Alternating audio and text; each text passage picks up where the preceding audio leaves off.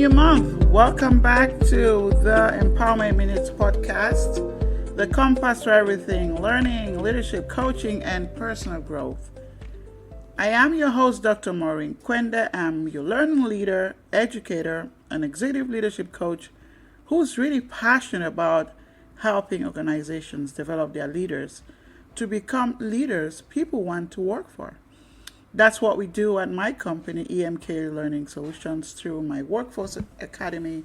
So if you like to connect with me, you can find me on social media or send me an email at info@emklearningsolutions.com. So every month, our podcasts focus on a topic. So this month's topic is about humanizing leadership. So that's the theme of this month. And so it's focused on emphasizing the importance of empathy, compassion, authenticity in leadership roles. It highlights the value of treating employees as whole individuals with unique skills, needs, emotions, and experiences. Humanizing leadership really encourages leaders to build meaningful connections, fostering trust and creating inclusive environments where everybody feels valued and respected. So today's topic is about leading with compassion, nurturing heartfelt leadership.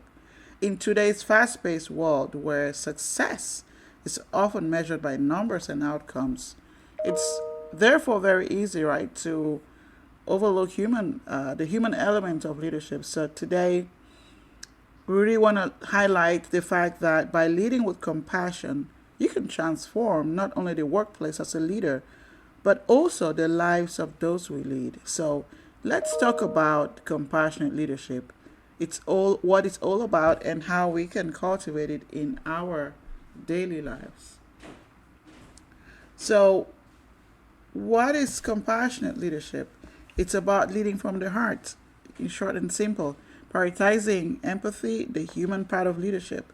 It's about recognizing the values, the dignity that every individual has, therefore creating a work environment where people feel seen, heard, and supported. As a leader, would you describe yourself as a compassionate leader? What does compassionate leadership look like? It actually starts with active listening and empathy. I always share in my leadership programs that many times people listen to reply. But when you're listening to understand, you're actively listening. As a leader, we must take the time to truly listen to our team members, understanding their perspective and empathize with their challenges.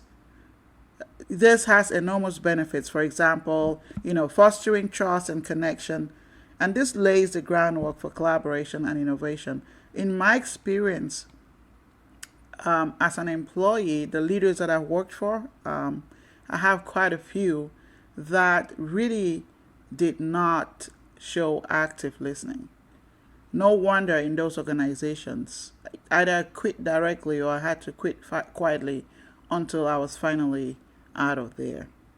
When we practice compassionate leadership as leaders, we have an opportunity to connect with people, to see things from their perspective, to lead both with the head and the heart. So compassionate leadership, it involves leading by example. Many times leaders that I know do not lead by example. People don't demonstrate vulnerability, authenticity, and humility. And those are the topics that we're going to be talking about all month long. Some people still have this perfectionist culture that think that to show that you're human as a leader is a mistake. It's not a mistake. You're human. You got to be able to embrace who you are. So that way you're actually demonstrating your authentic values. By showing your humility as a leader, sharing your own struggles with your team, you actually create a safe space for others to do the same. Many times I've heard people that I coach, tell me they would work with a particular leader just because they made them feel and seen and heard. As a leader, Would your employees describe you that way? Leading from a compassionate space promotes psychological safety and encourages people to have open communication, and of course, this allows the teams to thrive. So, self-compassion is another essential aspect of compassionate leadership. Leaders work hard. The role of a leader is not a walk in the park. But how are we treating ourselves as leaders? So self-compassion, it's about showing some kindness to yourself, some kindness, understanding, to your own self. You only give what you have.